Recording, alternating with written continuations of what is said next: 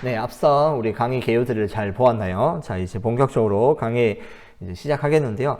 강의를 준비하고 연구하면서 저는 이 메타버스라는 것에 대해서 살펴보면서 참 이 놀랍고도 이 새로운 시대에 대한 기대감도 있었는데요. 그런데 왜 이게 지금 도래했을까? 왜 지금에서야 이것이 나타났는가라는 생각을 좀 해보게 되었습니다. 즉, 왜 지금 이 메타버스가 시작되었을까? 라는 의문이 들었습니다. 여러분도 한번 생각해 보면 좋겠습니다. 왜 메타버스는 지금 우리 시대 속에 나타났을까요? 몇 년 전도 아니고 몇 년 후도 아니고 왜 지금 이렇게 회자되고 나타났을까? 물론 우리 코로나로 인해서 그것이 대두되었다, 더 발전되었다라고 하는 말도 있는데요. 코로나 때문이라고도 한다지만 많은 학자들과 또 저는 생각하기로, 저희 연구원들은 생각하기로 코로나는 이 다가올 세계를 보여주는 하나의 매개체였다라고 저는 생각합니다. 그리고 많은 학자들도 그렇게 이야기하고 있습니다. 코로나가 없더라도 이러한 세계는 다가올 것이다 라고 많은 사람들이 예측하고 있습니다.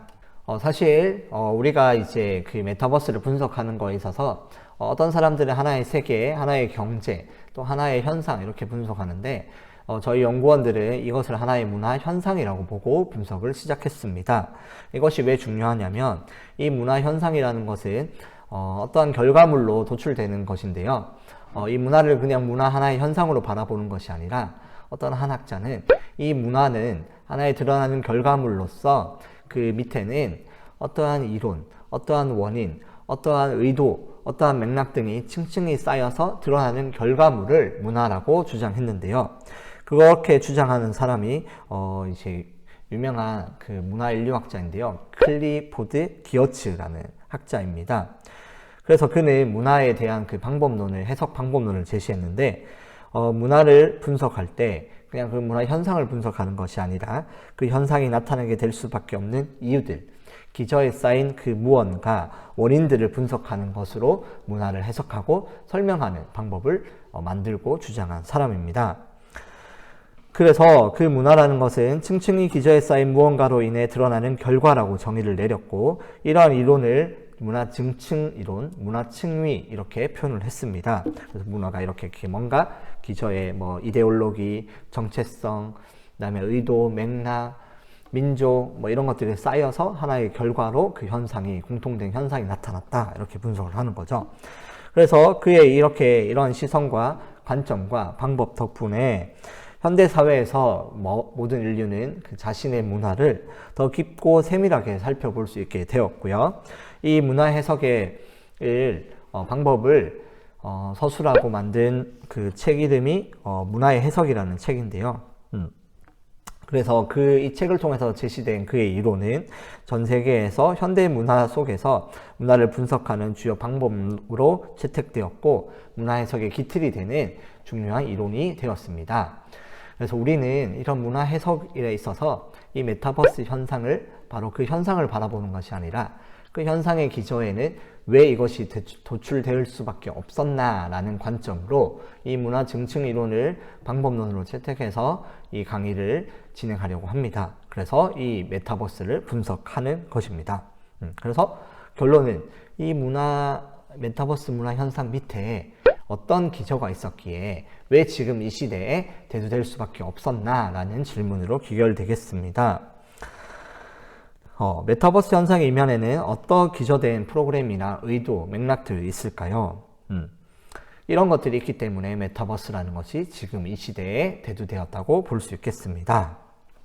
네, 그러면 그렇게 들어가기 이전에 지금 우리가 문화에 잠깐 이렇게 머리 아픈 이야기를 좀 했었죠. 문화의 방법론에 대해서 좀 봤는데요.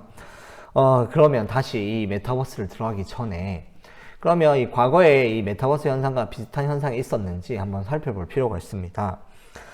지금 메타버스 시대, 메타버스 세계 이전에 이런 비슷한 문화가 있는지 찾아봤는데요.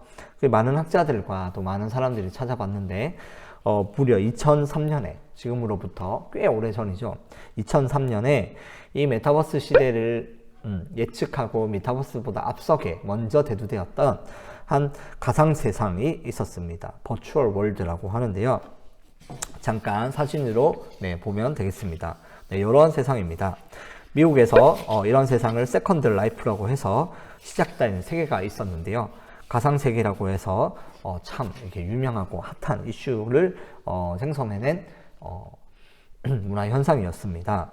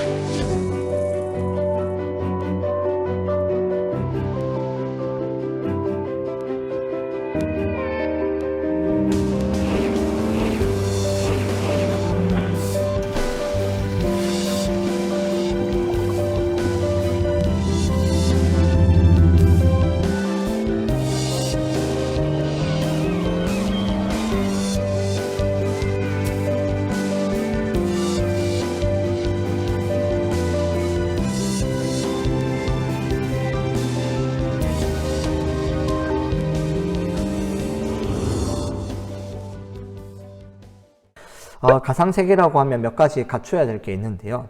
그러면 우선 가상 공간이 있어야 되고요. 그 다음에 가상으로 돌아다니는, 나 대신에 돌아다니는 아바타가 있어야 됩니다.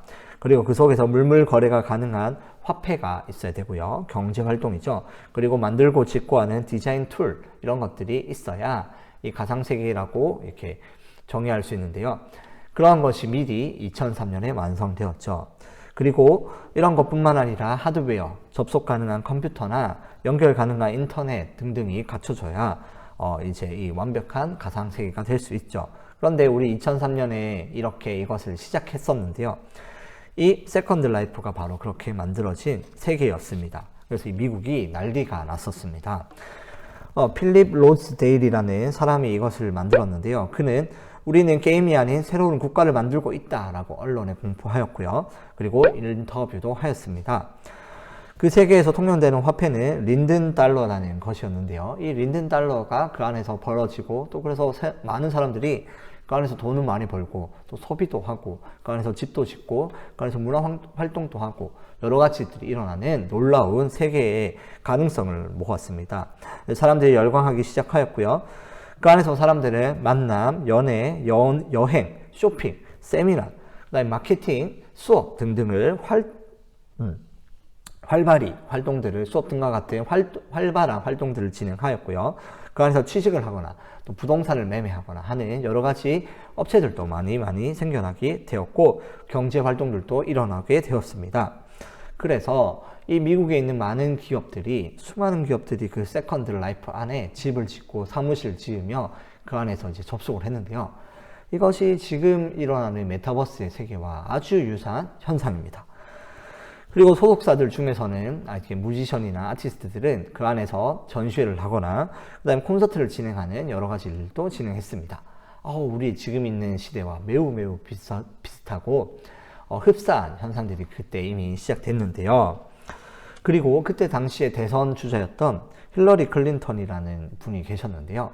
이 선거 사무실을 어디에? 세컨드 라이프 안에도 차렸다라는 얘기도 있습니다. 네, 그 세컨드 라이프 내 쇼핑몰 잠깐 이 사진으로 보았는데요. 이런 세계들이 바로 우리가 그 세컨드 라이프 2003년에 만들어진 세계입니다. 그런데 이 2003년에 대두됐는데 여러분 이거 아시는 분 있나요? 거의 없죠. 네, 맞아요. 반짝하고 사라진 것 같습니다. 물론 지금도 있지만요. 그 열광들은 곧 사라졌고 의미는 있었지만 실패로 끝났다라고 많은 학자들과 또 기업인들은 분석을 하고 있습니다. 이것이 실패한 이유가 여러 가지 있겠지만 이것은 뭐 여러 가지 한계가 있었습니다. 기술의 발전도 있었고 인터넷이 그만큼 보급되지 않았고 그다음에 커뮤니티가 없었으며 또 이제 GPU라고 하는 그래픽도 이렇게 지금 현실 세계처럼 실상과 비슷한 구체적인 그런 세계도 모습도 아니었고요.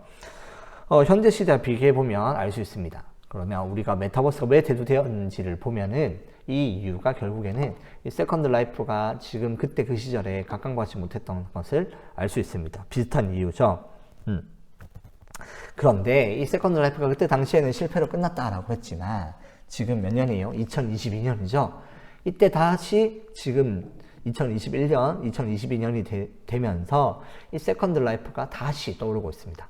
그리고 아까 말했던 이 필립 로스데일 개발했던 개발자죠. 이분도 이 메타버스의 선구자로 지금 다시 언론에서 각광을 받으며 새로운 메타버스 시대를 여는 개척자로 또 각광받고 있는 중입니다. 이 세컨드 라이프가 그때는 되지 못했지만 지금 이와 같은 메타버스의 세계 모습들이 붐이 되어 일어나고 있습니다. 우리가 아는 게더타운에 있죠. 게더타운 안에 회사 사무실을 만들고 업체들이 그 안에서 입주해서 이제는 오피스가 오프라인 오피스가 없는 거죠. 거기서 이제 근무하는 회사들도 있고요. 그다음에 우리가 게임을 할 때도 옛날에 달리 이제 인터넷으로 비대면으로 온라인에서 만나 게임을 진행하고 있습니다. 로블록스 같은 거 초등학생들이 좋아하는 게임도 있고요. 그다음 닌텐도에서 만든 모여라 동물의 숲 같은 그런 게임들의 여러 가지 발전이 있는데요. 컴퓨터로 접속할 수 있지만 굳이 그 기계를 통해서 인터넷이 사물 인터넷 기술이 개발되면서 그 기계를 통해 전 세계 사람들과 유저들과 만나고 또 게임을 할 수 있는 소통을 할 수 있는 이제 도구가 됐죠. 이런 것들이 이제 기술의 발달로 인해서 나타나게 되었습니다. 네, 그래서 여기까지 우선 듣고요. 다음번에 이제 왜 메타버스가 진짜 대두될 수밖에 없었는지 우리 한번 세컨드 라이프의 시대와는 2003년과는 뭐가 달랐는지 우리 한번 살펴보도록 하겠습니다.